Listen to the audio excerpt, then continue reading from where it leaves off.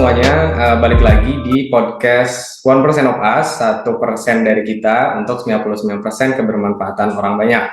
Nah, jadi hari ini kita balik lagi di episode kali ini setelah berapa tahun ya, mungkin sekitar 1 tahun atau 1,5 tahun kita nggak bikin podcast ini, tapi sekarang kita bikin lagi nih terkait dengan satu jurusan yang mungkin banyak masukin ataupun banyak orang-orang pengen masuk ke jurusan tersebut, yaitu di jurusan ilmu komunikasi. Nah, hari ini kita ada narasumber keren, yaitu temennya Gifar di SMA dan sekarang alhamdulillah masih menjalin komunikasi, yaitu Syabita. Silakan Bita, boleh perkenalan diri terlebih dahulu.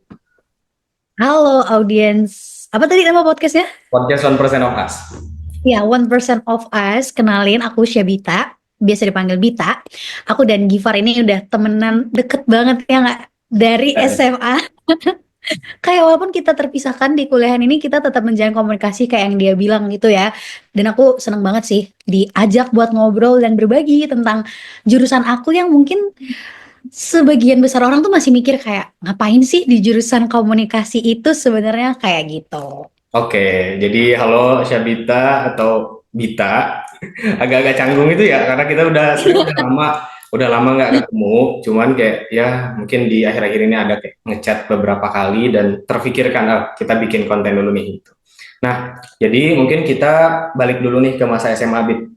Jadi kan dulu kita sekolah di SMA Al-Masum Bandung, suatu sekolah swasta pesantren, asrama, dan ya SMA lah di daerah Cileunyi, di daerah Jatinangor, di mana di situ kita kayak sekolah ya sama 3 tahun, cuman waktu itu kepotong sama pandemi nggak sih, Dit? Di tahun Iya. terakhir ya, di tahun terakhir atau di kelas 11 akhir, tapi mungkin kita dulu masih berkegiatan sampai akhir kalau nggak salah di desa, Hmm. karena di situ ada kegiatan desa dan kegiatan-kegiatan yang lain. Nah, dulu pas SMA kan kita jurusannya kita satu kelas di 12 MIPA 6, anaknya Pak Endang Jamaluddin. Nah, dulu tuh kita jurusannya jurusan MIPA, rumputnya MIPA kan. Terus tiba-tiba sekarang masuk di jurusan ilmu komunikasi. Nah, kira-kira perjalanan sampai menuju Ilkom tuh kayak gimana, Dit? Jadi ya aku tuh sebenarnya anak MIPA ya guys.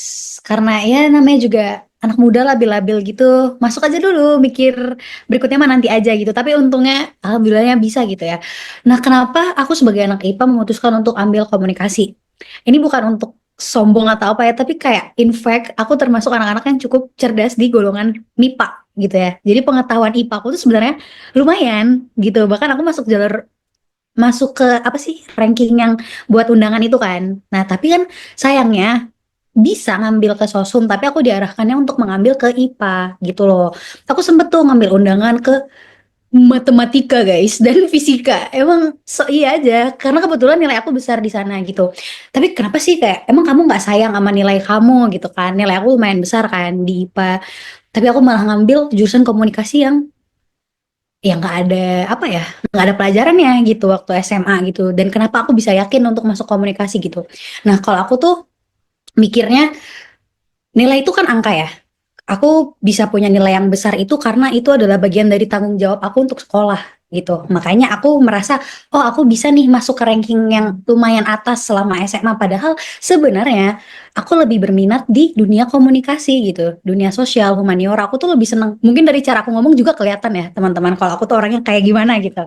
Dan di situ aku merasa, oh value diri aku tuh lebih cocok di sana. Kayaknya aku akan lebih menikmati itu deh gitu. Dan aku nggak menyesal sudah masuk IPA. Kayak 3 tahun SMA aku tuh bukan hal yang sia-sia. Itu ilmu itu akan kepake kok di kemudian hari, entah ketika aku jadi seorang ibu atau aku punya keponakan dan lain-lain, kan aku bisa mengajarkan itu nanti ke anak-anak dan keponakan aku gitu ya. Terus akhirnya aku memutuskan untuk ngambil komunikasi karena aku nyaman di sana. Aku les gitu, aku ikutan les soshum yang kayak aku nggak ada ilmunya sama sekali sebenarnya gitu kan. Terus aku ikut tes ini itu dan aku ketolak ya undangan di matematika fisika itu. Kayaknya Tuhan memang melarang aku untuk ke sana gitu. Hmm. Terus ya udah deh, akhirnya aku les, aku tes banyak banget dan Gifar juga tahu ya, Iya, kita iya, kan tahu. bareng tesnya. Banyak itu tuh. Iya sebanyak itu demi aku masuk ilmu komunikasi gitu dan Hmm. akhirnya aku terima di satu PTN, tapi aku memutuskan untuk ambil di univ swasta yang aku sekarang berada itu BINUS karena satu dan lain hal kayak gitu sih. Oke, siap-siap. Ya sih, emang dulu kan pas SMA pun mungkin kayak kita kan di IPA yang benar-benar jor-joran untuk belajar kimia, fisika kan, dan lain-lain. Nah, Iya. itu di kelas tuh benar-benar saling kejar-kejaran untuk bisa jadi yang terbaik lah, jadi yang ini. Tapi tetap sekarang kayak jadi di rumpun soshum atau di ilmu komunikasi. Tapi tadi juga kan nggak jadiin rugi kan. Pada akhirnya masuk IPA pun melatih mungkin bagaimana cara kita menghitung, kemudian logika kita juga diasah di sana. Terus tadi kan awalnya dari IPA, kemudian pindah ke Sosum, ke Ilkom. Kira-kira ada nggak penyesuaian Bit pas masuk di jurusan ilmu komunikasi, hal-hal yang berbeda, hal-hal yang berbeda Hmm. dari sebelumnya gitu. Sebelumnya kan di IPA, kemudian tiba-tiba pindah, bukan pindah sih, memilih ilmu komunikasi. Ada nggak yang perlu disesuaikan? Eh, mungkin karena aku secara karakter ya, aku secara karakter tuh udah yang sosum banget nih sebenarnya gitu kan. Mungkin di cara belajar ya, aku tuh merasa gitu kan kayak dibilangin Gifar tadi kalau dulu kita SMA kita MIPA dan apalagi kita termasuk kelompok yang cukup ambis ya bisa dibilang ya anak-anak ambis itu. Jadi kita selalu kejar-kejaran kan gitu. Nah terus ketika aku kuliah aku masuk ke soshum komunikasi nih yang orang-orangnya tuh ternyata chill abis men yang kayak ya udah santai aja gitu loh dan aku kayak oke, ternyata kita tuh belajarnya tuh dengan santai gitu loh. Akhirnya aku menyesuaikannya di sana sih, tapi itu penyesuaian yang menyenangkan ya, bukan yang sulit gitu dengan kayak aku akhirnya berusaha untuk apa ya? Ya udah lebih slow down aja, nggak usah terlalu kejar-kejaran kayak pas masih di IPA dulu kayak gitu sih penyesuaiannya. Oke, oke, jadi in a good ways lah. Kayak emang penyesuaiannya nggak yang bikin susah dan lain-lain. Terus berikutnya kayak misalkan kita kan sering sekarang dengar mitos-mitos dan fakta-fakta terkait dengan ilmu komunikasi. Salah satunya mungkin ini konotasinya nggak negatif sih, cuman kayak lebih ke arah oh anak ilkom tuh cuman ngomong doang gitu. Nah, itu bener nggak sih? Hmm. Atau ada hal lain sebenarnya? Apakah seluas apa ilmu komunikasi yang orang-orang nggak tahu dan Bita kayaknya harus klarifikasi dan menjelaskan di sini gitu. Oke, nih ya, itu sering banget tuh kayak Ilkom ngomong doang ngapain sih masuk Ilkom jurusan kagak berguna dan lain- atau enggak kayak Ilkom tuh isinya ekstrovert. Oke, aku emang ekstrovert dan terlihat ya. Kalau aku ekstrovert dan aku suka ngomong gitu. Tapi karena harus tahu, teman-teman aku tuh mostly introvert. Benar-benar mostly introvert. Dalam circle aku tuh kayak extrovertnya tuh dua, tiga orang. Dan salah satunya aku. Berarti paling aku dan dua orang lagi yang extrovert itu gitu kan. Sisanya tuh introvert. Kayak kita dari berdua belas nih. Cuman dua orang yang extrovert, men. 10-nya introvert. Dan itu anak Ilkom gitu loh.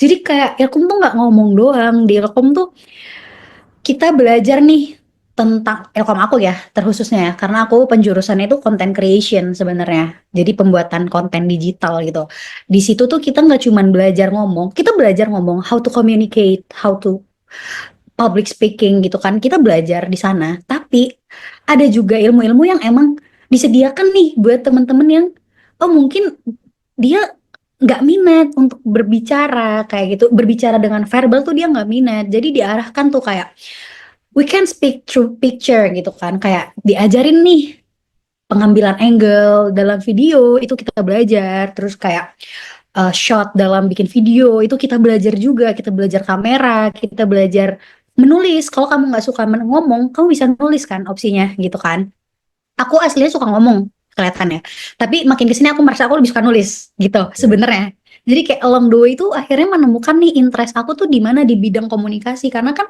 kita berkomunikasi tiap hari ya mulai dari ngomong nulis bahkan kita ngefoto terus masukin Instagram story itu kita berkomunikasi men gitu kan lewat Iya, foto gitu dan itu tuh kan ada ilmunya ya kayak oh gimana sih biar estetik dan lain-lain kita iya. tuh belajar di sana gitu ada kalian bisa ambil misalnya aku content creation nih bisa juga ke jurnalisme ya kayak media masanya, TV, koran dan lain-lain atau ke marketingnya gitu. Di sana misalnya kalian suka ngolah data, ya bisa ngolah data juga as a communication kayak gitu. Jadi luas banget. Itulah kenapa Ilkom tuh masuk jurusan soskum terketat di Indo Oke. gitu. Karena orang-orang pada pengen ke sana juga kan. Misalnya pengen masuk, Iya. banyak yang pengen masuk sana. Mungkin Sosum salah satunya, Ilkom, Hukum juga banyak yang, dan HI, Mm. yang tiga jurusan yang banyak diminatin. Terus ada ini juga mitos lain, katanya di ilmu komunikasi itu nggak ada hitungan. Bener nggak?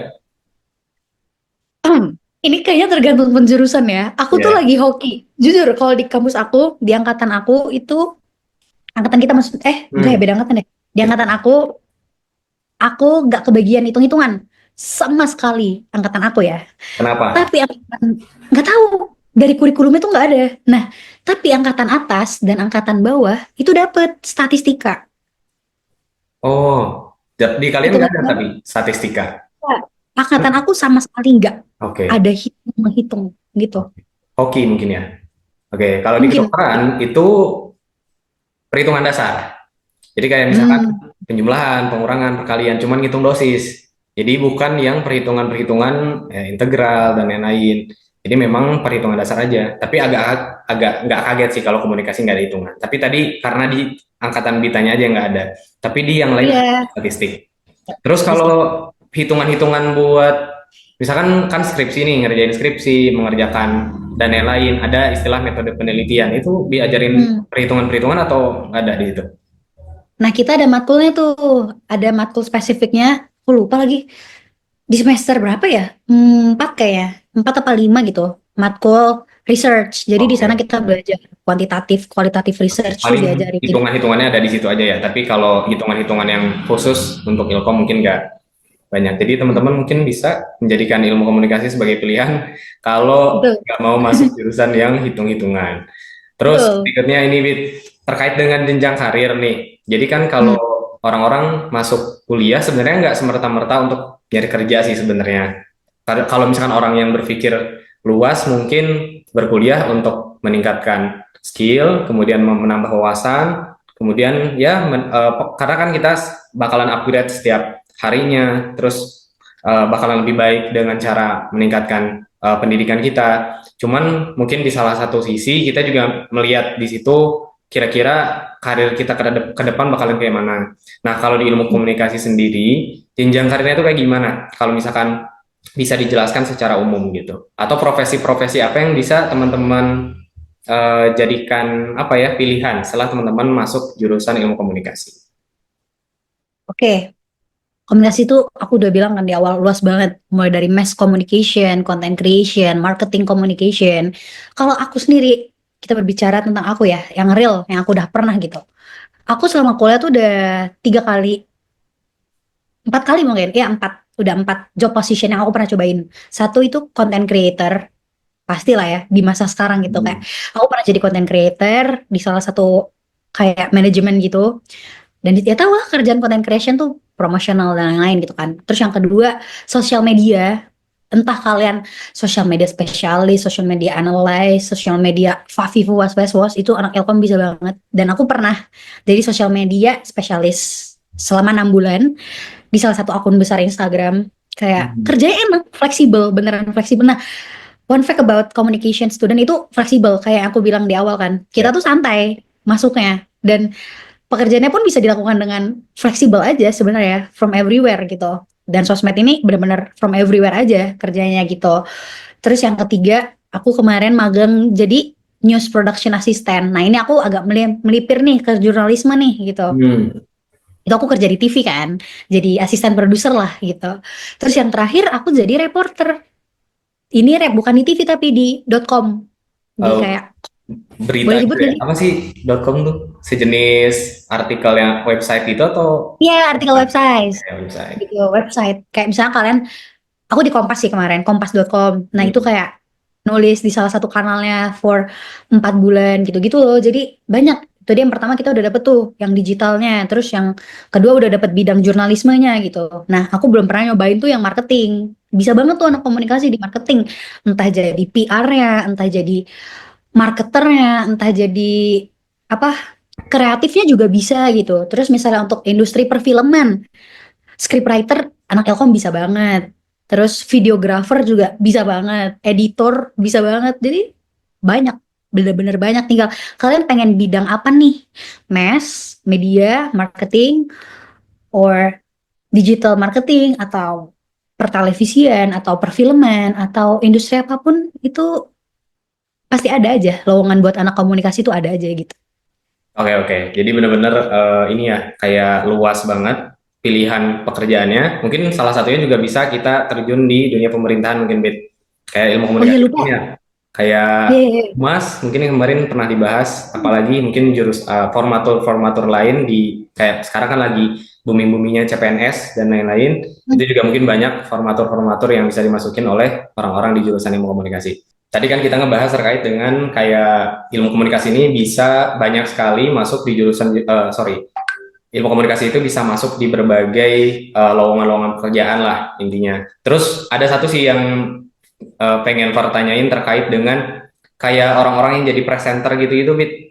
Kayak misalkan orang-orang yang kayak Najwa Shihab, siapa lagi Rory Asyari, yang kayak gitu-gitu, yang dia tuh jadi presenter-presenter atau pembawa acara di pembaca berita di TV, itu kira-kira perjalanannya tuh tahu nggak kayak mana gitu?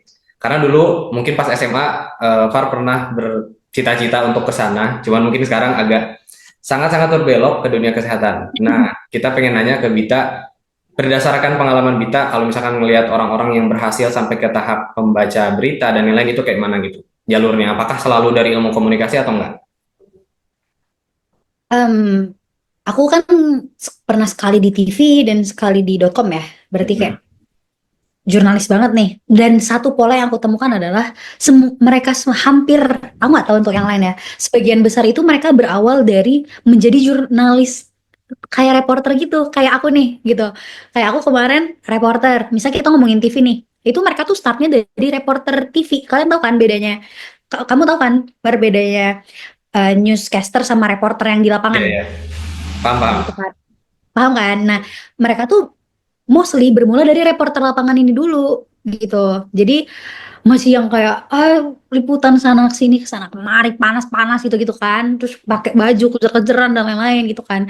Sampai akhirnya aku nggak tahu nih kalau secara hierarkinya atau apa gitu ya. Secara resminya tuh gimana, tapi mostly tuh berawal dari sana, dari benar-benar basicnya tuh dari jurnalis, Yang ya nyari-nyari jurnalis. berita, ya lari-lari, cari-cari Iya artis. kayak gitu.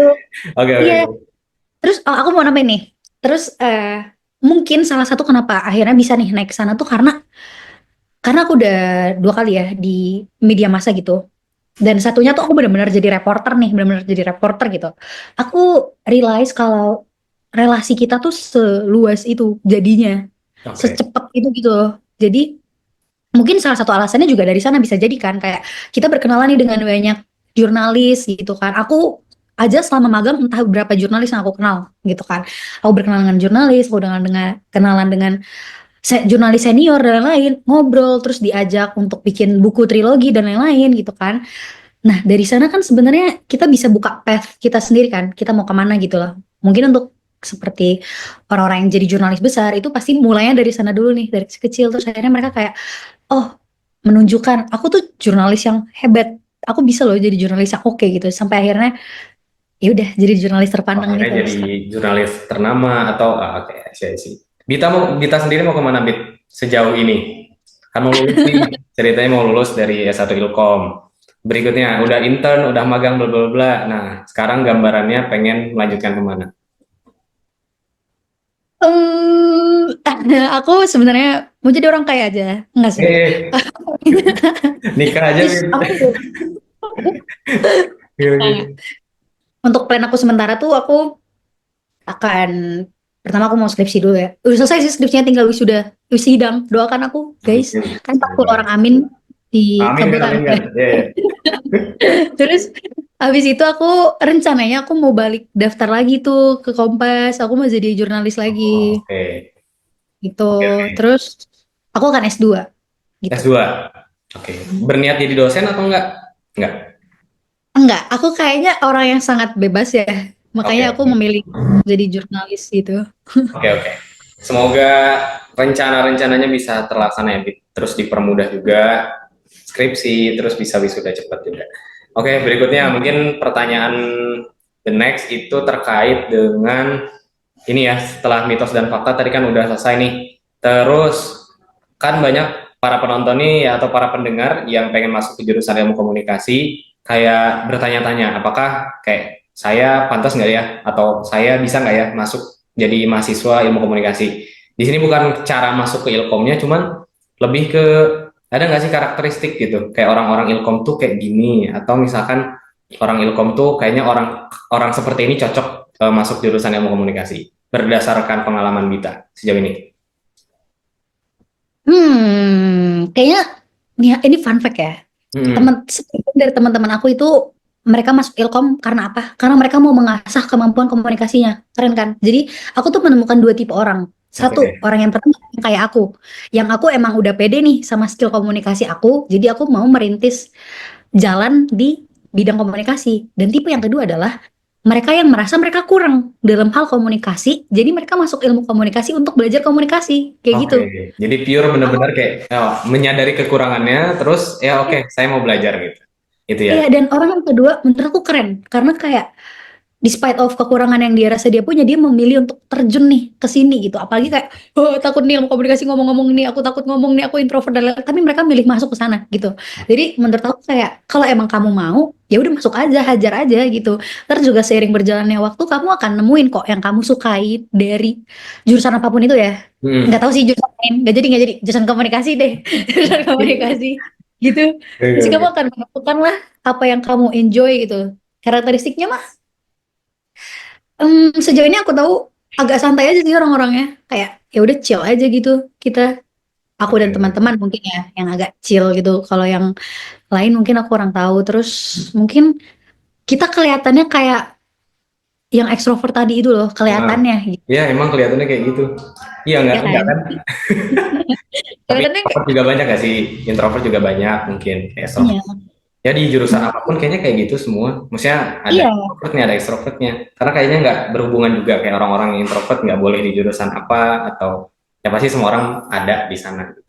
Ada lagi nggak iya. kayak karakteristik lain atau apapun fakta lain yang harus diketahui sama teman-teman. Jadi intinya ini Abid ya, semua orang sebenarnya bisa masuk jurusan ilmu komunikasi selama kamu pengen belajar gitu. Mau yang udah pede sekalipun atau kayak ya udah pengen belajar dari awal gitu. Pada akhirnya ya bisa kalau kamu mau belajar. Betul. Nah, mungkin terakhir nih terkait pertemuan kita di podcast ilmu komunikasi sekarang. Jadi kan sekarang kayak banyak nih kayak orang-orang di SMA, adik-adik kita tuh dia masih membanding-bandingkan antara negeri dan swasta. Kayak kita kita juga kayaknya dulu kayak gitu. Kayak misalkan Mm-mm. pas SMA tuh masih masih idealis, ya udah pengen oh Ilkom UI misalkan atau kedokteran UI dan lain-lain. Nah, kan kemarin dari perjalanan Dita ini sebenarnya udah keterima di negeri, keterima juga di swasta. Terus setelah sekarang masuk di swasta, apa yang pengen Dita sampaikan ke teman-teman yang lain bahwa oke, sebenarnya swasta juga sangat-sangat baik gitu. Karena orang-orang di luar sana tuh kayak pandangannya masih sempit mungkin ya. Padahal di negeri juga kan, Giver sekarang di negeri. Nggak tahu sih jurusan Ilkom di negeri seperti apa. Cuman ya kembali lagi ke mahasiswa yang belajar di sana gitu. Kalau dia mau belajar benar, pasti benar gitu. Kalau dari Bita sendiri gimana, Bit? Kalau ada orang yang kayak bingung dengan swasta negeri, dan lain-lain. Kalau aku ya, aku kan diterima di negeri ya tadi ya. Aku Hmm, tuh keterima di negeri duluan. keterima kan? Iya. Aku tuh jadi swasta aku tuh bukan cadangan karena aku keterima di negeri duluan. After aku keterima di negeri baru aku daftar swasta. Emang agak Ya, aneh sih sebenarnya. Cuman kayak ya itu tadi aku secara realistis ya aduh boleh gak sih ngomong kayak gini? Boleh kali ya. boleh, Eh boleh. Kalian tuh semuanya jangan Ya, memandang mentang-mentang negeri. Misal labelnya nih negeri nih, terus ini labelnya swasta. Terus isi anak swasta adalah anak-anak buangan yang dia nggak keterima di negeri dan lain-lain. Gitu kan mindsetnya tuh kayak ya, gitu ya. kan. Kayak Masih kayak gitu. orang nggak keterima di negeri larinya ke swasta. Ya, Aku keterima negeri aku tuh di swasta. Banyak yang kayak aku gitu. ya, ya. Yang kayak aku tuh banyak dan Ya, bahkan ya. after aku masuk swasta, aku ngobrol sama teman-teman aku ya. Mereka bahkan banyak banget yang nggak daftar negeri, men. Oke, langsung Banyak kayak banget. langsung ke swasta aja gitu. Ya kayak gitu loh. Nah, Hmm, bukan aku nggak menjelekan negeri ataupun swasta oke. ya. Cuman kayak stop membanding-bandingkan itu karena sebenarnya ya kayak kata Giver tadi semuanya itu tergantung kamunya gitu. Hmm, Dan menurut aku yang paling penting adalah kita tuh harus mengejar jurusannya, bukan Ya, universitas benar, itu. Menurut benar, aku itu benar, penting banget gitu loh. benar, benar. Kayak misalnya nih, aku pengen banget masuk negeri, terus aku keterimanya di negeri jurusan apa yang aku nggak mau, yang aku kayak bisa mati kalau belajar kimia, aku nggak bisa banget kimia ya. Terus tau aku keterima kimia tuh di negeri. Ah, Karena aku pengen banget nama univ negerinya, aku masuk ke sana. Apakah aku bisa survive? Mungkin change-nya kecil ya untuk aku survive di sana. Jadi kayak ya udah pilihlah jurusannya, bukan universitasnya, ya, lihat jurusannya gitu. Terus kan sekarang teman-teman bisa ngecek ya ranking univ ya, gitu, ranking di Indonesia, ranking di Asia, ranking di dunia, di QS World itu, di The Times kan banyak banget gitu. Ya lihat aja di sana mana sih univ-univ yang emang kayaknya unggulan nih, masuk top nih kalau kalian emang mengincar univ top ya gitu. Dan isinya tuh nggak cuma negeri, banyak swasta yang ada ya. di dalam list itu gitu. Jadi stop dalam pemikiran itu karena setiap negeri atau swasta punya benefitnya masing-masing gitu. Mungkin kalau di negeri benefitnya apa, terus di swasta benefitnya apa, tergantung emang goals kalian mau kemana aja sih menurut aku gitu. Ya, benar. Jadi intinya kejar aja jurusan, jurusan, jurusan, jurusan. Kayak universitas tuh kayak bonus lah ya. Kalau universitas di mana oke ambil, kalau enggak juga nggak apa-apa. Jadi kayak kalau based on kalau dari Far pribadi mungkin Bit dulu tuh kan daftar kedokteran ya. Yang Hmm. benar ngejar-ngejar di Jawa susah. Ternyata nggak lulus-lulus kan di tahun 2021. Tapi ternyata di tahun depannya nyobalah, maksudnya tetap di kedokteran di luar pulau, oke keterima. Dulu tuh juga ada kesempatan untuk ngambil sebetulnya di SNM di ITB, adalah nggak perlu dijelaskan.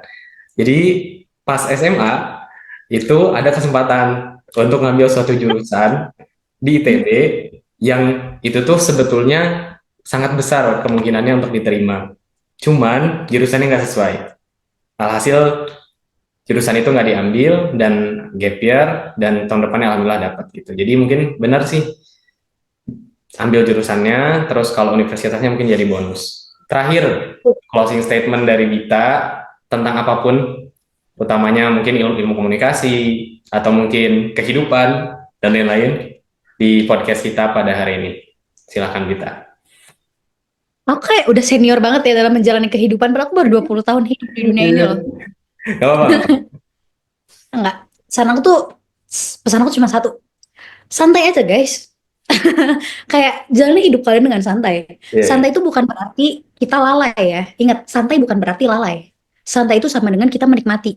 Makanya Hmm, aku bilang, kejar jurusannya, bukan kejar universitasnya. Kejar yang kalian mau. Go from your comfort zone gitu.